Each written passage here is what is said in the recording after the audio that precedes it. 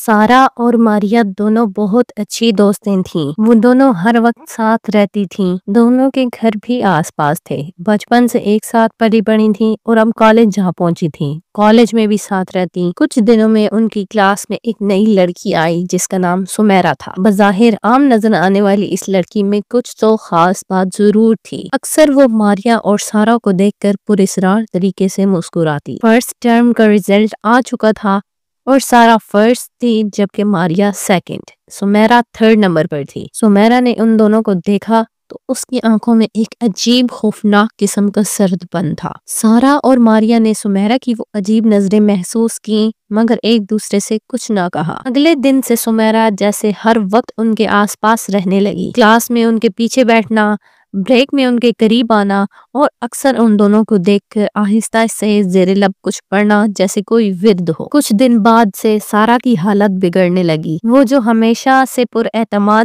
ہنستی مسکراتی لڑکی تھی اب ہر وقت چپ رہنے لگی تھی۔ اسے ڈراؤنے خواب آتے اور اکثر خود سے باتیں کرتی۔ کبھی دل گھبراتا، خواب میں وہ خود کو اندھیری جگہوں پر بھٹکتے ہوئے دیکھتی جہاں دور کھڑی ایک لڑکی لال آنکھوں کے ساتھ اسے گھور رہی ہوتی۔ ماریا نے بھی بتایا کہ اسے یوں لگتا ہے جیسے کوئی اس کے پیچھے چلتا ہے پر مڑنے پر کوئی نہیں ہوتا۔ پھر ایک دن کالج کے بعد جب وہ دونوں لائبریری میں تھیں تو سارا ایک کتاب نکالنے کے لیے اٹھی۔ اسے زوردار چکر آیا اور قریب پڑے میز کے کونے سے اس کا سر ٹکرایا اور وہ بے ہوش ہو کر گر گئی۔ ماریا لائبریرین کو بتانے کے لیے باہر کی طرف بھاگی تو سمیرا سارا کے پاس آئی۔ اس کے ہاتھ میں ایک پرانی پھٹی ہوئی ڈائری تھی۔ اس نے سارا کو دیکھا اور دھیمے لہجے میں کہا، تمہیں لگتا ہے تم ہمیشہ فرسٹ آ سکتی ہو؟ وقت آنے دو، تمہارے نصیب کا پہلا ورق میں لکھ چکی ہوں۔ بے ہوشی طاری ہوتے ہوئے سارا کو اس کے آدھے الفاظ سمجھ میں نہیں آئے۔ سارا کی کلائی پر ایک سیاہ نشان ابھر آیا تھا جیسے کسی نے انگارے سے کچھ لکھا ہو۔ سارا کو ہاسپٹل لے جایا گیا۔ ڈاکٹرز نے بتایا کہ سارا کوما میں جا چکی ہے۔ سارا نمک کی مانند گھلتی جا رہی تھی۔ ڈاکٹرز بھی کچھ زیادہ پرامید نہیں تھے۔ ایک رات سمیرا نے آخری وار کرنے کا سوچا۔ اندھیرے کمرے میں ارد گرد موم بتیاں لگائے، سیاہ کپڑے پہنے اور بال کھولے وہ ایک دائرے میں بیٹھی تھی۔ اس کے سامنے شیطانی چیزیں رکھی ہوئی تھیں۔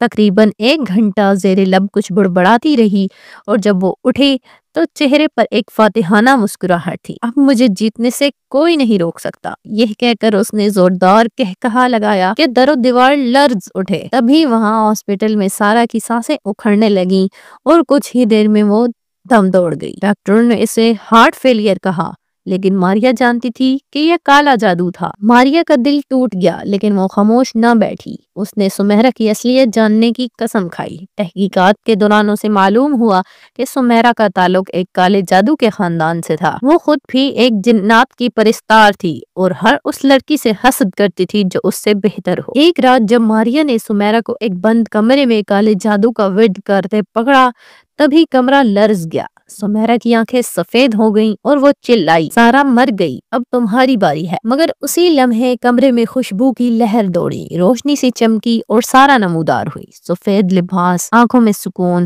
اور چہرے پر درد۔ سمیرا چیخے، نہیں تم مر چکی ہو۔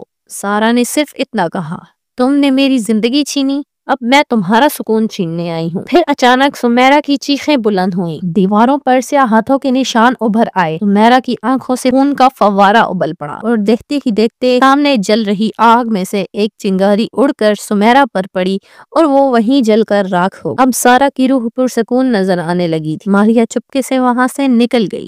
جب لوگ صبح کمرہ کھولنے آئے وہاں صرف راکھ بچی تھی اور کمرہ جلے ہوئے گوشت کی بدبو سے بھرا تھا۔